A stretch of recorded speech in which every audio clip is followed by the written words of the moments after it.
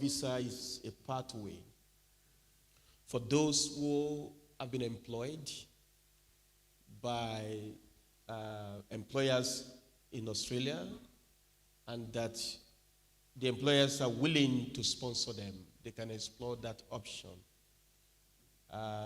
We have Visa 186. It's a direct PR. Then we have regional employer-sponsored visa, Visa 494.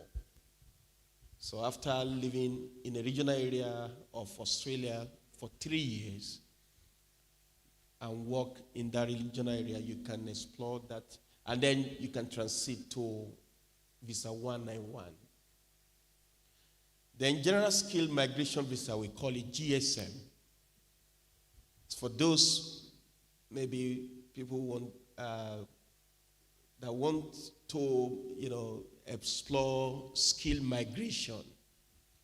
We have Visa 190, Visa 189, and Visa 491. Visa 190 is state-nominated visa.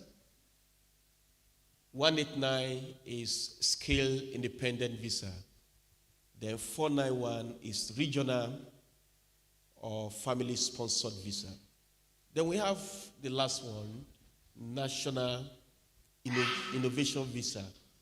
So this is for those who are talented in their area of specialization. Let's move on, please. The emphasis tonight will be on General Skill Migration Visa.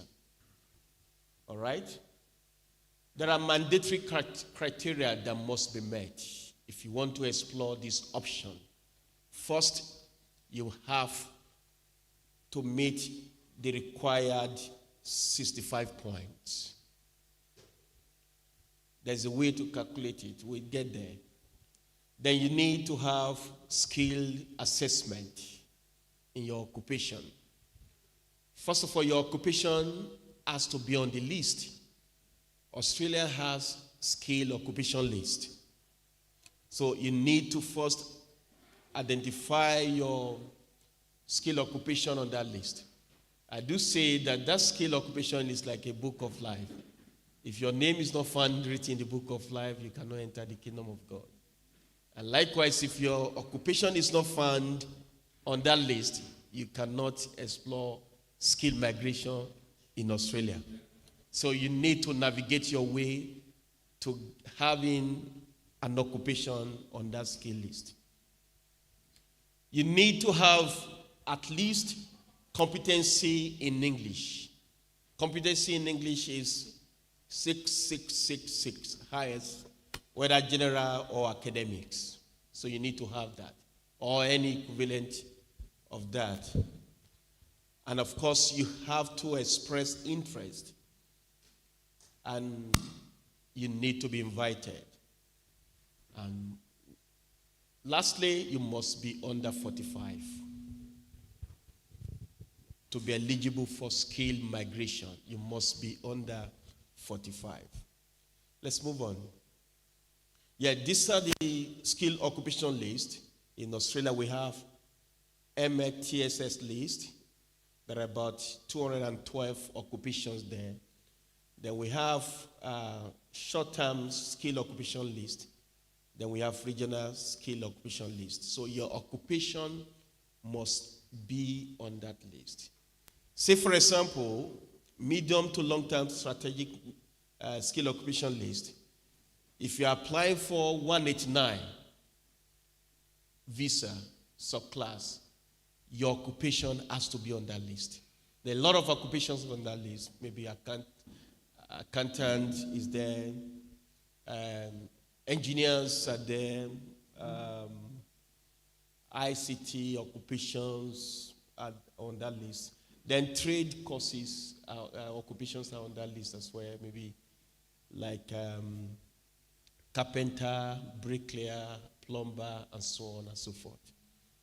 So you can check those lists. Just Google them, and that's where to start from. If you have come to maybe to study a particular course and you need to know whether that course is relevant or not. That's the starting point. So you must check that course, check that list. And perhaps maybe the course you've come to study is not on that list. You have to change if you are interested in getting PR. Or you do some other things that I wish share tonight. All right, let's move on. Maybe we might need to move very fast now because of time. Subclass 189, which I call Skill Independent Visa. With this visa, you can live and work in any part of Australia. No restriction. You can live and work in any part of Australia. You only need 65 points, ideally.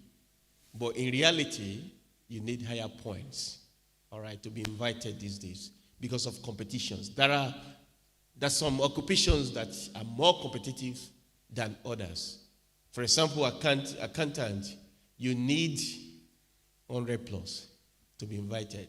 Whereas a plumber, we only need 65 points to be invited. Or maybe a carpenter. A carpenter, we only need 65 points. Whereas engineers, we need 90 to 95 points to be invited. So, and in this country, it doesn't matter what you do. Just cross the bridge. If you like, be a carpenter. Just get your PR, whichever way.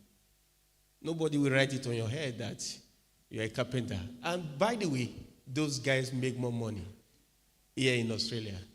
Carpenters, plumbers, they make more money than even the so-called professionals. So what are we saying?